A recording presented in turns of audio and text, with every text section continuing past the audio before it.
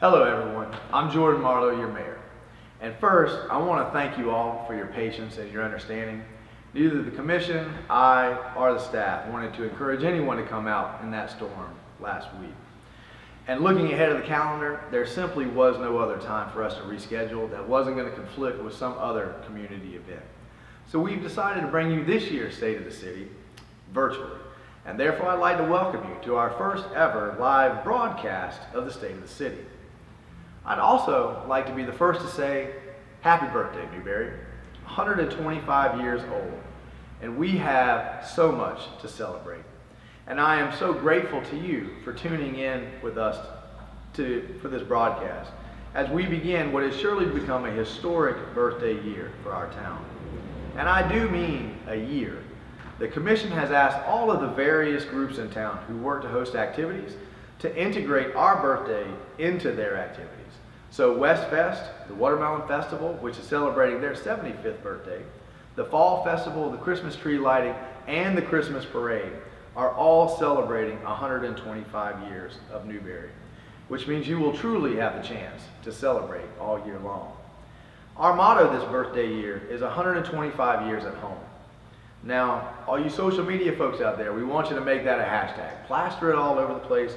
Let's make sure everybody knows what's going on here in our community. And the more I think about that motto, the more I like it, the more appropriate I think it is, because home is exactly what I want to talk to you about. This event has become one of my favorites because it gives me the chance to brag on our home. Most of you probably know that this tradition was begun by my predecessor, Mayor Bill Conrad. If you know Bill, then you know that he gave a decade of his life to this community as an elected official. But I bet that most of you probably don't know that Mayor Conrad has continued to serve our community as the chair of FMPA, which is our electric provider.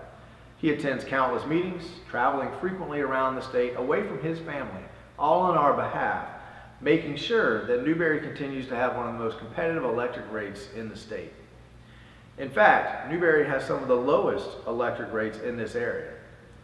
Mayor Conrad's example, not just for this event, but for how he lives a life of service to his community, continues to set a standard that I continue to live to work up to.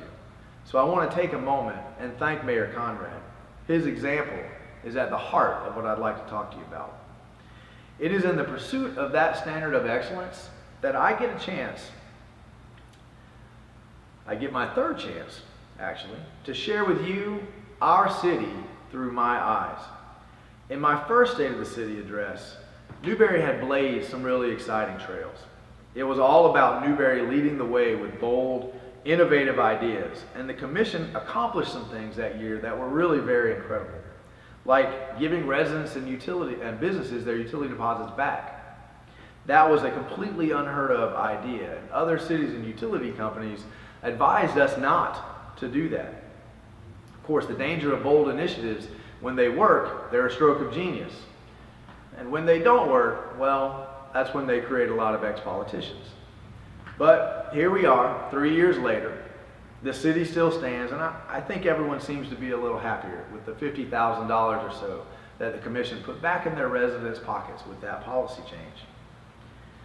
Now, last year's State of the City address was about a year of partnerships and collaborations. Partnerships that saved Canterbury, brought the youth and ag fairs, and an ambulance all to Newberry, and that's not even half of what our staff accomplished last year. I hope you've had the chance to go by and see the newly renovated fire station. I have to admit that ribbon cutting was a little emotional for me. We needed that ambulance badly, and the timing of finishing the renovations and getting an ambulance here, all within a couple of months of each other, that was nothing short of providential. And as I said last year, the secret to all of those successes was the willingness to believe and invest in the dreams of others. I learned that from listening to one of our pastors here at Newberry. And now, Commissioner McKinley, I still am and will forever be grateful to the guidance and wisdom that you provide to this community. Because in offering to help make the dreams of others come true, we ended up with many of our own goals coming into focus. It really was an incredible year. I have to be honest though, I have felt in my first two addresses that I was missing something. This year, as I asked myself how to speak about the state of our city after 125 years at home, I hope anyway, I finally put my finger on what I missed the first two times. While I have focused on updates and accomplishments like the new roads we just paved by the high school, while I have focused on new technologies and infrastructure like the advanced smart meters we will begin installing this year and will give you the ability to track your utility usage in real time.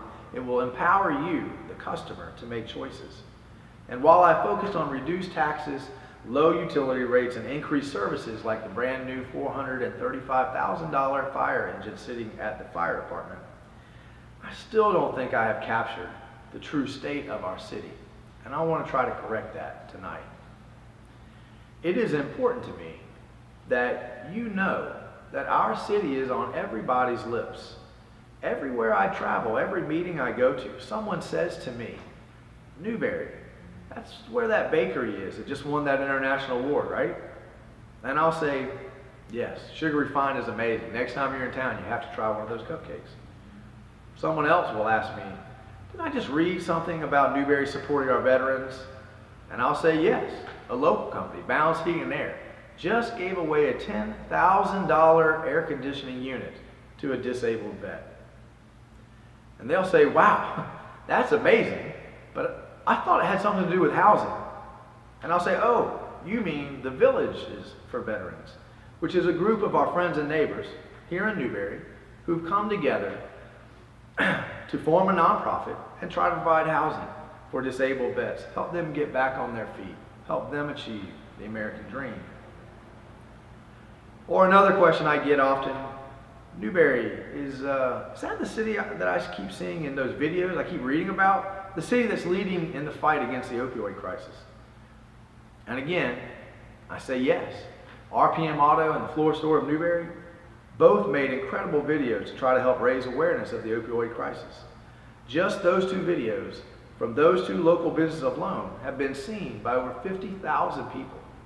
That's 50,000 people those businesses have reached out to with a message of hope, that you're not alone, we're here with you. And of course, behind all of those efforts, supporting and guiding the entire initiative, is an amazing task force of another group of local residents, working tirelessly week after week, and who, for thanks, only want to be able to look back and know that they helped save our children from a terrible fate. And I'm really not exaggerating. I could keep going, go on and on. The folks who work on the Watermelon Festival Committee all year long and who put 100% of the profits back into our kids. The folks who work all year on Main Street, working to beautify and bring people into our town. Our Newberry Lions Club, who only exists to serve. Our Newberry Garden Club, who also hands out scholarships to our students at the end of every school year. Newberry is simply full of people giving back to Newberry. We truly are a small town with a big heart.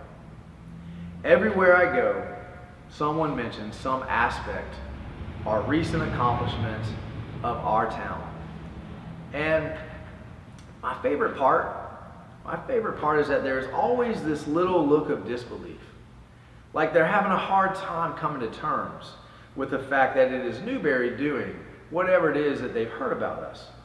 For instance, did you know that the city of Newberry is the first city in this area to take all of our government facilities solar? 100%. It's amazing, right? Given the stereotypes about different political leanings, who lives in cities versus who lives in rural areas, you wouldn't expect that type of initiative coming out of Newberry. But for 125 years, Newberry has been surprising everyone who wants to put us in a box. Since I first became mayor, I have been arguing that Newberry is progressively conservative. And year after year, issue after issue, we prove that to be the case. You just can't label Newberry. We are the first city in the state to stand up and declare ourselves a constitutional city. And we are the first city in the state to form a partnership with the Equal Justice Institute in our efforts to understand and reconcile the truth of our past. We are the first city in Alachua County to graduate every single Newberry High School student. And we are the first city to invest in our youth's agricultural future by ensuring that the University of Florida's IFAS Extension Office is built right here in Newberry. We are the city that's winning just about every award out there. Relay Magazine just recognized Newberry as one of the best mall utilities in Florida. The state just awarded us with the highest recognition for excellence in financial reporting, an award that Newberry has never received before. And we just won Florida's Wastewater System of the Year. Newberry is the city that provides the lowest cost for services of any other city in Alachua County. Last year, we successfully brought over $500,000 in grant funding home to increase our infrastructure down 26 for economic development and growth, like the AgTech Park. While at the same time bringing over $700,000 home to help our most vulnerable residents save and repair their homes. Newberry understands the connection between your home and your human dignity. And we understand that one measure of a community is how it treats its neighbors who are the most in need. And that is perhaps where Newberry excels the most. The people who work for our city on the front lines of keeping our city moving forward, keeping our city together day after day, they never forget that. On top of all that they do, like spending less than the commission puts in their budgets for the last 5 years in a row, they collected 4,552 pounds of food and 25 turkeys to feed families through the holidays.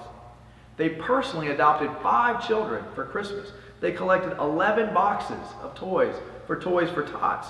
They collected 38 coats and sweaters for children in need this winter, and all of that just during the holiday season on top of their daily work. You know, little things like closing the deal on a CRA for Newberry that has been languishing for 19 years of negotiations and will bring millions of dollars for redevelopment into our downtown area. Our employees never seem to forget that they don't work for a city. They work for a community. And they, not the mayor or the commission, are the face of that community. Whether it is annexing over 600 acres into Newberry and helping create a concert venue that will hold 30,000 people and make Newberry the new music capital of Florida, which we will hopefully be christening with this year's West Fest celebration, bringing none other than Sister Hazel to Newberry. It's not a bad birthday party to throw. Whether it's something big and bold and visionary like that, or whether it's something humble and modest, like waking up at 5 a.m. on a national holiday to volunteer their time to prepare our Martin Luther King Jr. celebrations. Our employees, every one, make your commissioners and I look good each and every day. So City Manager Mike New, City Clerk Judy Rice, City Attorney Scott Walker, Department Heads Jamie Jones, Deborah Starr, Dallas Lee, Travis Parker, Ben Buckner, and Brian Thomas, please accept mine and the Commission's public gratitude and pass along to each and every employee how much the Commission and I appreciate them and the work they do every day to make our community a home. Newberry's churches never seem to forget that their work is not inside the church, but outside among the people. When this town asked me to help organize a trip to Montgomery, Alabama to visit the Equal Justice Institute, 3 churches, DCC, Jonesville Baptist, and CLF, all stepped up to help take a group of citizens on a journey of healing and understanding. DCC even threw in their pastor to drive us. When the United Methodist Church saw the people were hungry, not just for food, but for fellowship, they stepped up to feed the people every single Sunday, all year long, at our MLK Community Center. Pastor Burris, that is true leadership, and I thank you for it. Whether it's Mount Zura collecting backpacks and school supplies, our First Baptist donating their church to bury those who left us way too soon. Our churches are at the heart of this community, and their spiritual guidance is tied to any success we may achieve. Our businesses also never seem to forget that they don't serve customers. They serve friends and neighbors. When Northfleet Homes throws a Christmas party, a Christmas festival for the whole town, it isn't to sell a house. It is to bring friends and neighbors together to celebrate the birth of Christ together as friends and neighbors.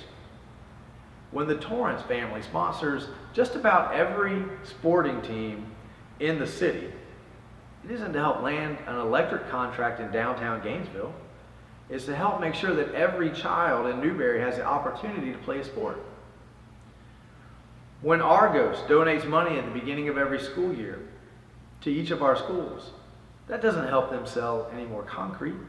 When Clark Plantation opens up its venue to everything from fundraisers for families of fallen officers to the children of the future farmers of America, it isn't to book another wedding. It's to give the community a place to come together in sorrow and in joy. When WastePro sponsored WestFest last year, which I forgot to mention is going to have an amazing laser light show for our birthday party, they didn't do it to secure a contract that they already had. It was to invest in a community that they have become a part of. And I could go up and down our town, naming businesses that have bought into the idea of what it really means to be a community. I believe that for 125 years at home, we have been quietly setting the standard of what it means to be a community, which is probably why we have been the recipient for 4 years in a row of another award, the Florida Municipal Electric Association's Building Strong Communities Award. It is also probably why we are one of the fastest growing communities in the entire state of Florida, issuing 574 building permits and completing 2,781 inspections last year, both of which are also records for our city. 125 years old, and we are just hitting our stride. We can celebrate all of these accomplishments because our residents don't just live here, our employees don't just work here, our churches don't just preach here, and our employees and our businesses don't just sell here. They are all dedicated and passionate members of a Newberry family working to make our home just a little bit better each and every day. I believe that is what I missed in my first two State of the City addresses. To make the point that all we have done and all we are capable of doing, we do together as one united Newberry family. Whether it's our elected officials continuing to serve even after they step off the dais, our churches stepping out of the church and into the community, a local business taking on a national issue, or a single resident giving up his or her time. Everywhere I look, I see family working and fighting for family, for our home. That's the true nature. That's the true state of our city. Our city is strong because after 125 years at home, our family is strong. That is our city through my eyes. Thank you for watching.